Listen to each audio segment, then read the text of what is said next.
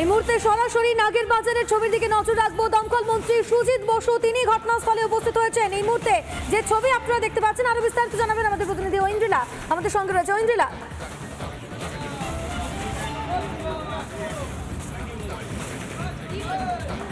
দেখো রুমকে এই মুহূর্তে কিন্তু দমকল মন্ত্রী সুজিত বসু তিনি উপস্থিত হয়েছেন। সকাল থেকে আমরা ছবি দেখাচ্ছিলাম যে নাগের বাজারে কিভাবে বিধ্বংসী আগুন লাগে। এই মুহূর্তে ঠিক ঘড়ির কাঁটায় বাজে এখন 9টা বেজে 30 মিনিট, মানে 9:30 বাজে, এবং সেই জায়গায় এই মুহূর্তে এসে তিনি ঘটনাস্থলে পৌঁছে দেখছেন এবং দমকল আধিকারিকদের সঙ্গে কথা বলছেন। কত দূর কি কুলিং প্রসেস হচ্ছে বা কতদূর নেবানো সম্ভব হয়েছে আগুন, সেই বিষয়ে কথা বলছেন। এবং এই মুহূর্তে তিনি এসেছেন, সকালবেলা তিনি জানিয়েছিলেন তিনি ঘটনাস্থলে যাবেন এবং এই মুহূর্তে তিনি এসে পৌঁছেছেন। দেখো সেই জায়গা থেকে জানিয়ে রাখবো যে এই মুহূর্তে দমকল আধিকারিকদের সঙ্গে সুজিত বসু তিনি কথা বলছেন এবং গোটা বিষয়টি তিনি বোঝার চেষ্টা করছেন কিভাবে ঘটলো পুরো বিষয়টি আমরা জানবো। সুজিত বসুর সঙ্গে অবশ্যই কথা বলবো, তবে ছবিটা আর একবার দেখানোর চেষ্টা করবো। মোহিতকে বলে, মোহিত এই মুহূর্তে ছবিটা একটু দেখাও, কিভাবে সকাল থেকে বিধ্বংসী আগুন লেগেছে নাগের বাজারের কাছে এই ফ্যাক্টরিতে। মূলত আইসক্রিমের এখানে গোডাউন ছিল এবং তার সঙ্গে গেঞ্জির কারখানা ছিল বলে জানা যাচ্ছে এবং ভোর রাতে আগুন লেগে যায়, দাউ দাউ করে কিন্তু আগুন জ্বলতে থাকে এবং সেই জায়গা থেকে প্রায় 6 ঘন্টা হয়ে গিয়েছে।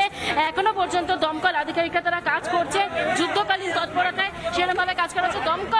দমকল মন্ত্রী ঠিক কি বলেন আমরা শুনবো। এই মুহূর্তে সেই ছবি দেখাচ্ছে, এই মুহূর্তে দমকল মন্ত্রী তিনি এসে পৌঁছেছেন সুজিত বসু এবং সেই জায়গা থেকে আমরা সকালবেলা দেখছিলাম যে যারা স্থানীয় রয়েছেন, লোকাল রয়েছেন, গতকাল রাত থেকে যারা রয়েছেন তারা অভিযোগ করছিলেন যে দমকল আধিকারিকের অনেকটা কোথাও গাফিলতি ছিল এবং যে কারণেই কিন্তু সেই কারণেই কিন্তু দমকল আধিকারিকরা একটু দেরিতে আসেন এবং দমকল দেরিতে আসায় কিন্তু আগুন দ্রুততার সঙ্গে ছড়িয়ে পড়ে। এই অভিযোগ যখন হচ্ছিল তখন আমরা সকালবেলায় আমরা ফোনে যোগাযোগ করেছিলাম এবং তখন কিন্তু জানিয়েছিলেন যে তিনি আসবেন।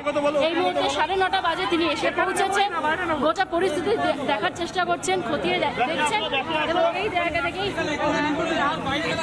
এখনো পর্যন্ত কিন্তু 20টা টেন্ডার এই মুহূর্তে কাজ করছে। কি বলছেন একটু জানার চেষ্টা করুন।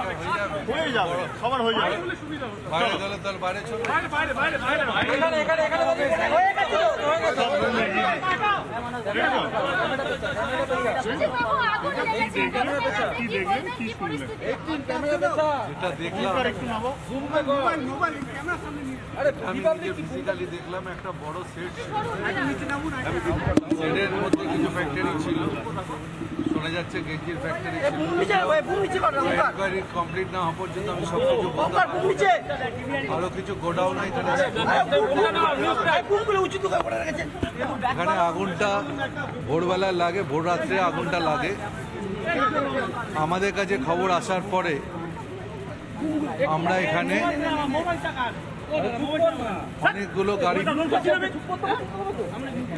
অনেকগুলো গাড়ি পাঠাই, প্রায় 20টা মতো ইঞ্জিন আমরা এখানে পাঠাই। আগুনটা এখনো আছে পকেটে, অনেক জায়গায় আগুন আছে, কেননা যে জায়গাটায় কাজ করার জায়গা সেই জায়গাটায় টিন চাপা পড়ে গেছে, সেটটা ভেঙে পড়ে গেছে। আমরা জেসিবি আনার ব্যবস্থা করছি। অলরেডি আমি সিপি ব্যারাকপুরকে বলেছি যে পুলিশকে বলে একটা জেসিপির ব্যবস্থা করতে, আমরা আগুন কন্ট্রোল করে ফেলবো।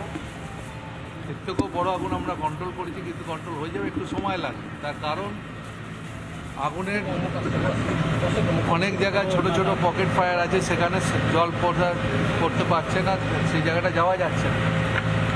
তা আমরা এই টিনগুলোকে সরাতে পারলেই আমরা পৌঁছে যাব এবং আগুন নিভেও যাবে। কিন্তু কী কারণে আগুন, অনেকে আমাকে প্রশ্ন করেছেন, এখন এটাই এখান থেকে বলা সম্ভব না। কলকাতা শহরে এই কদিন যতগুলো আগুন লেগেছে আমরা অনেকগুলো ইনকোয়ারি করেছি, অনেকগুলো এগেনস্টে অ্যাকশান নিয়েছি, অনেক কারখানা বন্ধ করে দিয়েছি। আমরা মনে করি ব্যবসা করছে যারা করুক, আমার তাতে কোনো আপত্তি নেই, কিন্তু ব্যবসা করতে গেলে যে নিয়ম কানুনগুলো ফায়ারের আছে সেগুলো তাদের মেনে করতে হবে। সেটা এক্ষুনি বলতে পারবো না, এটা এনকোয়ারি ফরেন্সিক এসব হোক। আগুন কী থেকে লেগেছে এটা তো এমনি বলে দিলে হবে না, এটা ফরেন্সিক করতে হবে, এনকোয়ারি হবে। আপনার এনকোয়ারি আমি আপনাদের না, এখানে তেমন কিছু পাইনি, তেমন কিছু দেখতে পাইনি। আমাদের ডিওপো বাদ বলেছে এদের তেমন কোনো অ্যারেঞ্জমেন্ট এখানে ছিল না। তা আমি মনে করি যদি না থেকে থাকে আইনগত যা ব্যবস্থা আছে সেগুলো। আচ্ছা বলছি, এখানে স্থানীয়রা বলছে দমকল দেরিতে আছে, কারখানার কর্মীরা। এখন আমি একটা কথা বলি, এগুলো একটা প্রচলিত কথা। আমি বলতে পারি যতবার থেকে দায়িত্ব নিয়েছি আমি, শোন গাড়িটা আসতে সময় দিতে হবে তো। এখানে নিয়ারেস্ট ফায়ার স্টেশন আমার দমদম থেকে গাড়ি এসে গেছে। আমি যখন ভোর 4টে তখন তো বলছে গাড়ি ঢুকে গেছে। শোনেন, আপনি যদি দেরিতে ভুল জায়গায় খবর দিয়ে থাকেন, সঠিক জায়গায় কন্ট্রোলে খবর 20টা গাড়ি গেলে এমনি চলে এলো। কিছু লোক কিছু কথা সবসময় বলতে থাকে, সব কথার উত্তরও দিতে নেই। আর আমি একটা কথা বলতে পারি, দমকল যেভাবে কাজ করে জীবন বাজি রেখে যারা ফ্যাক্টরি চালায় তাদেরকে ঠিক করতে হবে। 4টাকে আমরা আইনগত ব্যবস্থা করছি, বুঝতে পারবেন নিয়ম ভাঙলে পরে কি করা যায়।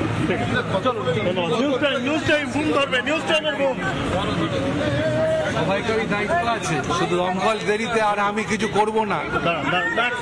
সবাইকারই দায়িত্ব আছে, আমি কিছু করব না, দমকলকে ঘাড়ে দোষ দিয়ে দেবো আর নিজে বেআইনিভাবে ব্যবসা চলবে। যে বেআইনি ব্যবসা করবে সেগুলো আমরা নিশ্চয়ই দেখবো এবং অলরেডি দেখা শুরু করেছি আমরা।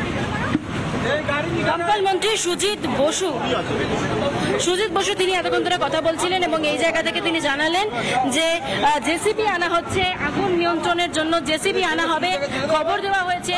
এবং সেই জায়গা থেকে দমকল মন্ত্রী সুজিত বসু তিনি দেখছেন পুরো বিষয়টি, এসে খতিয়ে দেখলেন।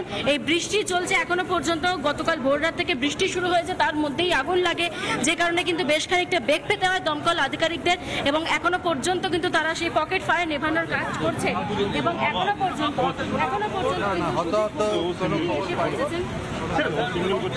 তিনি কথা বললেন দমকল আধিকারিকদের সঙ্গে। দেখুন, আমরা যতটুকু পাচ্ছি কিছু গেঞ্জির কারখানা ছিল, কিছু গোডাউন ছিল, এগুলো পেয়েছি। পুরো না এনকোয়ারি হলে আমি বলবো না, পুরোটা পাই তারপরে জানাবো সবাই। দাদা কোনো হতাহতের খবর কিছু? না, হতাহতের কোনো খবর। আচ্ছা, কোনো এই ঘটনায় কাউকে কোনো ফায়ার এক্সটিংগুইশারের ব্যবস্থা কি ছিল? না, তেমন কিছু পাইনি। তেমন কিছু পাওয়া যায় না। ফায়ার এক্সটিংগুইশারের এখনো বিষয় তিনি কিছু বলতে পারছেন না, তিনি পুরো বিষয়টি খতিয়ে দেখছেন, এমনটাই জানালেন দমকল মন্ত্রী সুজিত বসু। হতাহতের কোনো খবর নেই এমনটা জানাচ্ছেন, গোটা জায়গা খতিয়ে দেখছেন। আমি আগেই জানিয়েছি যে এই জায়গাটি অত্যন্ত বড় জায়গা, ফ্যাক্টরি, এখানে 4-5টা কোম্পানির গোডাউন রয়েছে, কারখানা রয়েছে, সব মিলিয়ে কিন্তু একটা বিশাল এরিয়া। এবং এই এরিয়াতে যেহেতু অনেকটা এরিয়া জুড়ে আগুন লেগেছে এবং অনেক ঘন্টা পেরিয়ে গিয়েছে, সেই জায়গায় কিন্তু এখনো পর্যন্ত পকেট ফায়ার রয়ে গিয়েছে, সেগুলোকে বের করা হচ্ছে দমকলের তরফ থেকে। যেখানে আগুন লেগেছে সব থেকে বড় বিষয় যে কোর জায়গা, সেখানে কিন্তু টিন চাপা পড়ে গিয়েছে, যেটা দমকল মন্ত্রী তিনি নিজেও জানালেন যে টিন চেপে পড়ে যাওয়ার কারণে কিন্তু অনেকটা বেগ পেতে হচ্ছে। সেই টিন কিন্তু কোনোভাবেই সরানো সম্ভব হয়নি। সাইডের আগুন যতক্ষণ না নিমছে সেই জায়গা থেকে কিন্তু এখনো পর্যন্ত সময় লাগবে। একেবারে ঐন্দ্রিলা, তুমি পরিস্থিতির দিকে নজর রাখো। এই মুহূর্তে সুজিত দা, একসঙ্গে দেখাচ্ছে নাগের বাজারে। এক্ষুনি বলতে পারবো না, প্রাথমিকভাবে যেটা দেখছি সেটা দেখে নি, পরে জানাবো। আমরা কথা বলছিলাম সুজিত বসুর সঙ্গে। দমকলের গাইডলাইন মানা হয়েছে কিনা এই বিষয়ে যখন প্রশ্ন করে তিনি জানাচ্ছেন যে গোটা বিষয়টি তিনি এখনো পর্যন্ত দেখছেন এবং জানছেন, পরবর্তীতে তিনি জানাবেন। এখনো পর্যন্ত তার অবগত নয় বিষয়টি, এমনটা জানাচ্ছেন দমকল মন্ত্রী সুজিত বসু। তবে যেটা দমকল আধিকারিকদের ওপর ক্ষোভ প্রকাশ করেছেন স্থানীয়রা, যে অনেক দেরিতে আসে, যার কারণে কিন্তু দ্রুততার সঙ্গে আগুন ছড়িয়ে যায় গোটা এলাকা। এই মুহূর্তে যে ছবিটা দেখতে পাচ্ছ সেটা একটা ওষুধের ফ্যাক্টরি। এই ওষুধের ফ্যাক্টরিতেও কিন্তু আগুন লেগে গিয়েছে, যেমনটা সকাল থেকে আমরা ছবি দেখাচ্ছি, একেবারে পুরো ছাই হয়ে গেছে ফ্যাক্টরির ভিতরের ছবিটা। একটু ময়ূর দেখাও। এখনো পর্যন্ত যে অবস্থা, বিভিন্ন জায়গায় জল দেওয়া হচ্ছে যাতে কোনোভাবেই পকেট ফায়ার না থাকে এবং সেখান থেকে আর কোথাও আগুন যাতে ছড়িয়ে না পড়ে সেই ব্যবস্থাই করছেন দমকলের কর্মীরা। সুজিত বসু দমকল মন্ত্রী তিনি এসে পৌঁছেছেন, কথা বলছেন তাদের সঙ্গে কি পরিস্থিতি, এর পরবর্তীতে কি করা হবে এই বিষয়ে কিন্তু কথা হয়েছে। এবং তিনি এই মুহূর্তে জানালেন যে জেসিবি আনা হবে জল দেওয়ার জন্য, কারণ যে পরিস্থিতি তৈরি হয়েছে তাতে জেসিবি ডাকতে হবে এবং সেটা দিয়ে কিন্তু জল দেওয়া হবে। আমরা সকালে এই জায়গার ছবি দেখিয়েছিলাম, সকালবেলা কিন্তু এই শাটার কেটেই ভিতরে জল প্রবেশ করানো হয় এবং বড় বড় হোর্স পাইপ আনা হয়েছে, বিভিন্ন জায়গা থেকে কিন্তু কাভার করে দেওয়া হয়েছে জল দেওয়ার জন্য। এই মুহূর্তে সেই ছবি উঠে আসছে, দমকল মন্ত্রী তিনি পুরোটাই ইন্সপেকশন করছেন ভিতরে ফায়ার এক্সটিংগুইশারের ব্যবস্থা ছিল কিনা এ বিষয়ে যখন তাকে প্রশ্ন করা হয় তখন কিন্তু তিনি জানান পরিষ্কার যে তিনি এখনো পর্যন্ত বিষয়ে জানেন না, কারণ তিনি দেখছেন গোটা বিষয়টি এবং এই ঘটনা কিন্তু এখনো পর্যন্ত কোনো হতাহতের খবর নেই। পুরো জায়গা ঘুরে দেখছেন দমকল মন্ত্রী সুজিত বসু। এই মুহূর্তে তিনি এসে পৌঁছেছেন, ভোর 3টার সময় আগুন লাগে এমনটা জানাচ্ছেন স্থানীয়রা এবং এখন ঘড়ির কাঁটায় প্রায় 9:30 অতিক্রান্ত হয়ে গেছে। সুজিত বসু এসে পৌঁছেছেন সকালবেলায়, তার সঙ্গে যখন কথা হয় তিনি জানান যে তিনি আসবেন এবং এই মুহূর্তে সুজিত বসু এসে দমকল আধিকারিকদের সঙ্গে কথা বলছেন। আমরা দমকলের ডিও সাহেবের সাথে কথা বলেছিলাম, তিনি জানিয়েছেন, ডিও যিনি অফিসার তিনি জানিয়েছেন ভোর রাতে আগুন লাগে এবং এখনো পর্যন্ত বেশ খানিক ঘন্টাই লাগবে, কারণ যে জায়গায় আগুন লেগেছে সেই জায়গায় কিন্তু টিনের প্রচুর আস্তরণ রয়েছে, টিনের শাটার রয়েছে, সেই শাটারগুলো এখনো পর্যন্ত কেটে ভিতরে জল প্রবেশ করানো সম্ভব হচ্ছে না। তার মধ্যে বৃষ্টি চলছে সকাল থেকে, সেই জায়গায় কিন্তু বেশ খানিকটা সমস্যাই হচ্ছে দমকল আধিকারিকদের। তবে যে জায়গায় তারা এখনো পর্যন্ত আগুন নেভানোর চেষ্টা করছেন বা জল পৌঁছে দেওয়ার চেষ্টা করছেন, তাতে কিন্তু খানিকটা বেগ পেতেই হচ্ছে। যে মেন জায়গা থেকে আগুন লেগেছে বলে আপাতত প্রাথমিক অনুমান করা হচ্ছে এবং স্থানীয়রা জানাচ্ছে যে আইসক্রিমের গোডাউন ছিল সেখানে শর্ট সার্কিট হয়ে যায় এবং তারপরে কিন্তু পুরোপুরি যেহেতু মধ্যরাতে এই আগুনটি লাগে সে কারণে কিন্তু পুরোপুরি আগুন ছড়িয়ে পড়ে গোটা জায়গায় এবং সেই ছবি অনেক ধন্যবাদ। আমরা কথা বললাম প্রতিনিধি ঐন্দ্রিলার সঙ্গে। এই মুহূর্তে দমকল মন্ত্রী সুজিত বসু তিনি ঘটনাস্থলে রয়েছেন। পকেট ফায়ারের একটা সম্ভাবনা তৈরি হয়ে গিয়েছে, একসঙ্গে 3টে ছবি দেখাচ্ছি। নাগের বাজারে ভয়াবহ আগুন, ধোঁয়ায় ঢেকে গিয়েছে গোটা এলাকা। ঘটনাস্থলে দমকলের 20টি ইঞ্জিন রয়েছে। যুদ্ধকালীন পরিস্থিতিতে আগুন নেভানোর কাজ করছে দমকল কর্মীরা।